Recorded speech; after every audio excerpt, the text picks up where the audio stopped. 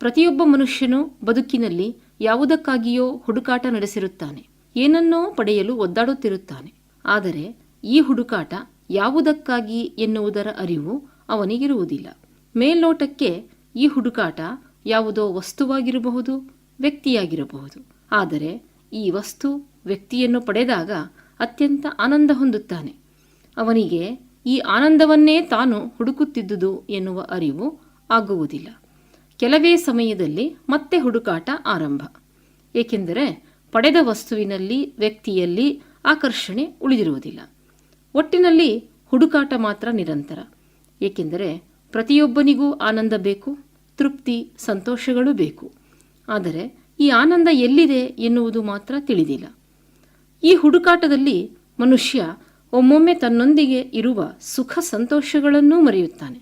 ಅಡಿಗರ ಪ್ರಶ್ನೆಯಂತೆ ಇರುವುದೆಲ್ಲವ ಬಿಟ್ಟು ಇರದುದರೆಡೆಗೆ ತುಡಿಯುವುದೇ ಜೀವನ. ಆದರೆ ಇರುವುದರ ಕಡೆಗೆ ಮನಸ್ಸು ಹೋಗುವುದಿಲ್ಲ. ಅದು ಆನಂದವನ್ನು ಹೊರಗೆಲ್ಲೋ ಹುಡುಕುತ್ತದೆ. ಆಧ್ಯಾತ್ಮಿಕವಾಗಿ ಹೇಳಬೇಕೆಂದರೆ ನಾವೆಲ್ಲ ಸಚ್ಚಿದಾನಂದ ಸ್ವರೂಪರು. ಆನಂದವೇ ನಮ್ಮ ನಿಜವಾದ ಅಸ್ತಿತ್ವ. ಆದರೆ ಏಕೆ ನಾವೆಲ್ಲ ಒಂದಲ್ಲ ಒಂದು ಬಗೆಯ ದುಃಖ, ಸಂಕಟಗಳಲ್ಲಿ ಮುಳುಗಿದ್ದೇವೆ ಎಂಬ ಪ್ರಶ್ನೆ ಎದುರಾಗುತ್ತದೆ. ಏಕೆ ನಾವು ಪಡುವ ಆನಂದ ಶಾಶ್ವತವಾಗಿರುವುದಿಲ್ಲ? ಅದು ಮರೀಚಿಕೆಯೇ?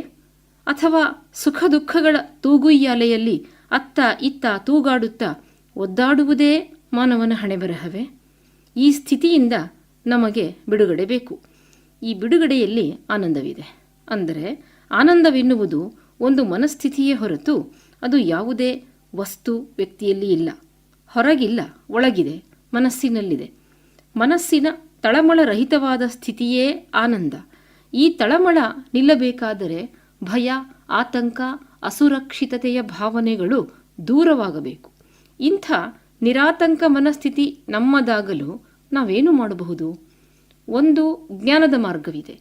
ಅರಿವು, ಜೀವನ ವಿವೇಕಗಳ ಖಡ್ಗದಿಂದ ದುಃಖವನ್ನು ಕತ್ತರಿಸಿ ಹಾಕುತ್ತಾ ನಡೆಯುವುದು. ಇದು ಕಷ್ಟ ನಿಷ್ಠುರವಾದುದು. ಕತ್ತಿಯ ಅಲಗಿನ ಮೇಲೆ ನಡೆದಂತೆ. ಎಲ್ಲೋ ಕೋಟಿಗೆ ಒಬ್ಬ ಜ್ಞಾನಿಗೆ ಇಂಥ ಸಾಧನೆ ಸಾಧ್ಯವಾಗುತ್ತದೆ. ಇನ್ನೊಂದು ಭಕ್ತಿಯ ಮಾರ್ಗ. ತಲ್ಲಣಿಸದಿರು ಕಂಡ್ಯಾ ತಾಳುಮನವೇ ಎಂದು ಮನಸ್ಸಿಗೆ ಸಮಾಧಾನ ಹೇಳಿಕೊಳ್ಳುತ್ತಾ ದೈವದಲ್ಲಿ ಅಚಲ ನಂಬಿಕೆ ಇರಿಸಿ ಅನನ್ಯ ಶರಣಾಗತಿ ಹೊಂದುವುದು. ಭಕ್ತಿಯೂ ಒಂದು ವಿಶೇಷ ಮನಸ್ಥಿತಿ, ಎಲ್ಲರಿಗೂ ಸಾಧ್ಯವಾಗುವಂಥದ್ದಲ್ಲ. ಹಾಗಾದರೆ ಸಾಮಾನ್ಯ ಮಾನವನ ಪಾಡೇನು? ಅವನು ಮದ್ಯಪಾನದ ಮೊರೆ ಹೋಗುತ್ತಾನೆ, ಮಾದಕ ದ್ರವ್ಯ ಸೇವಿಸುತ್ತಾನೆ. ಇವುಗಳಿಂದ ಒಂದು ಬಗೆಯ ಆನಂದ ದೊರೆಯಬಹುದು. ಆದರೆ ಇದು ಕೇವಲ ಮೈಮರೆವು ಅಥವಾ ಆನಂದದ ಭ್ರಮೆ, ಒಂದು ಬಗೆಯ ವಿಸ್ಮೃತಿ. ನಿಜವಾದ ಆನಂದ ಪ್ರಜ್ಞೆಯ ಅತ್ಯುನ್ನತ ಸ್ಥಿತಿ. ಅಲ್ಲಿ ಸಮತಾಭಾವವಿರುತ್ತದೆ. ಅದು ಕೇವಲ ಸಂತೋಷವಲ್ಲ, ಸುಖ ದುಃಖಗಳನ್ನು ಸಮನಾಗಿ ಸ್ವೀಕರಿಸುವ ಸ್ಥಿತಪ್ರಜ್ಞೆ ಅದು. ಇಂಥ ಮಾತುಗಳು ಆದರ್ಶದ ಹಾಗೆ ಅನಿಸಬಹುದು.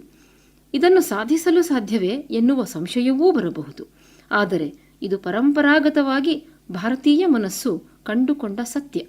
ಆನಂದೋ ಬ್ರಹ್ಮೇತಿ ವ್ಯಜಾನಾತ್ ಎಂದರು ಉಪನಿಷತ್ಕಾರರು. ಅಂದರೆ ಆನಂದವೇ ಬ್ರಹ್ಮ. ಇಂದಿನ ಬದುಕಿನಲ್ಲಿ ಆನಂದದ ಸುಪ್ರಸನ್ನ ಮನಸ್ಥಿತಿಯನ್ನು ಸಾಧಿಸುವುದು ನಮಗೆ ಅನಿವಾರ್ಯವಾಗಿದೆ.